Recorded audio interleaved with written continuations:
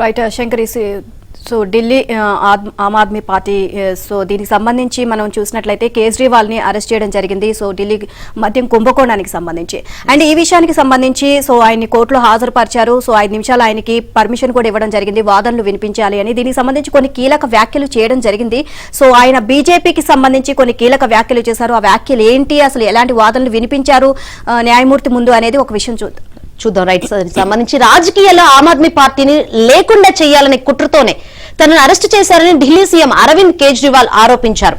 మద్యం విధానం కేసులో 100 కోట్లు చేతులు మారాయన్న ఈడీ ఆరోపణ కూడా అబద్దమన్నారు. నిజమైతే 100 కోట్లు ఏమయ్యాయో ఎక్కడున్నాయో చెప్పాలని డిమాండ్ చేశారు. ఈ కేసులో నిందితుడుగా ఉన్న శరత్ చంద్రారెడ్డి బీజేపీకి 55 కోట్లు విరాళంగా ఇచ్చి బెయిల్ను కొనుక్కున్నాడని ఆరోపించారు. ఈ దందాకు సంబంధించి తన దగ్గర పూర్తి ఆధారాలున్నాయని ప్రకటించారు. అసలు మనీ ట్రయల్ జరిగిందే బీజేపీ శరత్ మధ్య అని చెప్పారు. ఈడీ జోక్యం తర్వాతే కుంభకోణం మొదలైందని వ్యాఖ్యానించారు. బీజేపీ తరపున ఈడీ బలవంతపు వసూళ్ల రాకెట్ నడుపుతుందని ఆరోపించారు. అరెస్టు తర్వాతే శరత్ బీజేపీకి 55 కోట్లు చెల్లించాడన్నారు. ఆ తర్వాత ఆయనకు బెయిల్ ఇచ్చారని ఆరోపించారు. ఈడీకి నచ్చినంత కాలం తనను రిమాండ్ లో ఉంచుకోవచ్చని కేజ్రీవాల్ వ్యాఖ్యానించారు. విచారణకు తాను సిద్ధంగా ఉన్నానని ప్రకటించారు. ఎలాంటి ఆధారాలు లేకున్నా తనను ఇరికించడమే లక్ష్యంగా ఈడీ పనిచేస్తుందని ఆరోపించారు.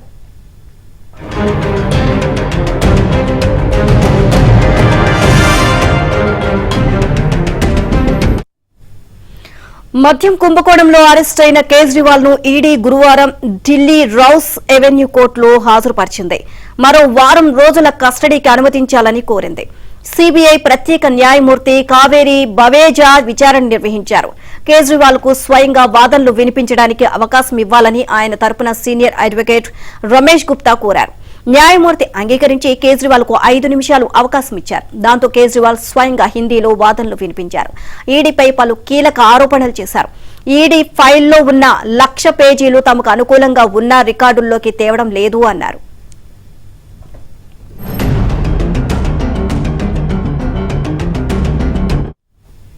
కేజ్రీవాల్ మాట్లాడుతుండగా మధ్యలో ఈడీ న్యాయవాదులు జోక్యం చేసుకోబోగా కోర్టు అనుమతించలేదు. ఈడీ దర్యాప్తు విధానం, అరెస్టులు తదితర అంశాలపై కేజ్రీవాల్ అభ్యంతరం వ్యక్తం చేశారు. 2022 ఆగస్టు 17న సిబిఐ ఎఫ్ఐఆర్ నమోదు చేసింది. 2022 ఆగస్టు 22న ఈసీఐఆర్ నమోదు చేసింది.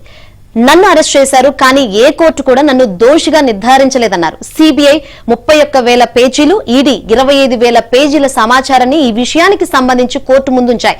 మీరు వాటిని కలిపి చదివారా? అసలు నన్ను ఎందుకు అరెస్ట్ చేశారు? సిట్టింగ్ సీఎం ను అరెస్టు చేయడానికి 4 వ్యక్తులు చేసిన ప్రకటనలు సరిపోతాయా అని కేజ్రీవాల్ న్యాయస్థానాన్ని ప్రశ్నించారు. ఢిల్లీ మద్యం పాలసీ కేసును ఈడీ తప్పుదారి పట్టిస్తుందని ఆరోపించారు. మనీష్ సిసోడియా సమక్షంలో తనకు మద్యం విధాన పత్రాలు ఇచ్చారని అరవింద్ చెప్పారని ఈడీ అంటోందని కేజ్రీవాల్ ప్రస్తావించారు. ప్రస్తుత సీఎంను అరెస్టు చేయడానికి ఇది కారణం అవుతుందా అని ప్రశ్నించారు. రోజు చాలా మంది ప్రజాప్రతినిధులు వస్తారని, బయటకొచ్చాక చాలా మంది చాలా ప్రకటనలు చేస్తారని కేజ్రీవాల్ ప్రస్తావించారు. తనకు వ్యతిరేకంగా మాగుంట శ్రీనివాసరెడ్డి ఇచ్చిన ప్రకటనను ఆధారంగా చేసుకుని సీఎంను అరెస్ట్ చేస్తారా అని ప్రశ్నించారు. మద్యం పాలసీ మీద మాగుంట చాలా సార్లు మాట్లాడారని, ఈ కేసులో ఆయన తనయుడు రాఘవను అరెస్టు చేశాకే మాట మార్చి తనకు వ్యతిరేకంగా సాక్ష్యం ఇచ్చారని చెప్పారు. ఇవన్నీ చూస్తుంటే ఈడీ కేవలం తనను ట్రాప్ చేయడానికి కంకణం కట్టుకుందని అర్థమవుతుందన్నారు.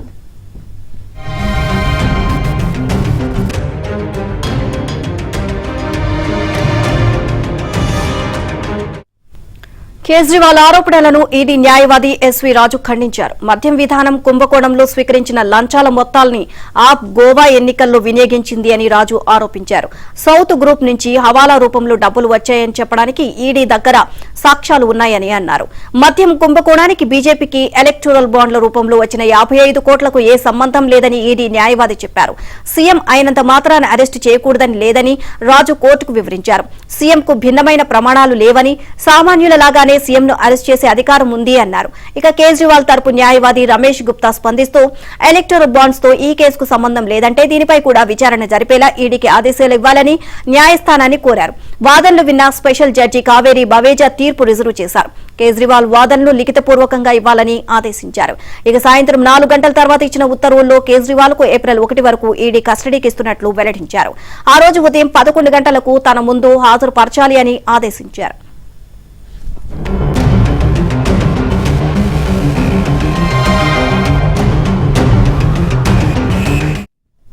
కేజ్రీవాల్ కు ఢిల్లీ హైకోర్టులో పెద్ద ఊరట లభించింది.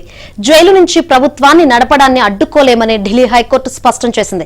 కేజ్రీవాల్ ముఖ్యమంత్రిగా కొనసాగడానికి ఎలాంటి చట్టపర అడ్డంకులు లేవని తేల్చి చెప్పింది.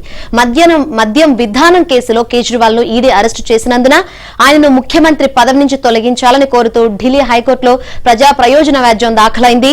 గురువారం ఢిల్లీ హైకోర్టు తాత్కాలిక ప్రధాన న్యాయమూర్తి జస్టిస్ మన్మోహన్, జస్టిస్ మన్మిత్ ప్రీతం సింగ్ అరోరాలతో కూడిన ద్విసభ్య ధర్మాసనం విచారణ జరిపింది.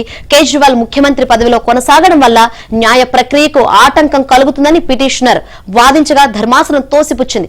పరిపాలన పరమైన అంశాల్లో తాము జోక్యం చేసుకోలేమని పరిపాలనా విభాగం, రాష్ట్రపతి పరిశీలించాలని స్పష్టం చేసింది.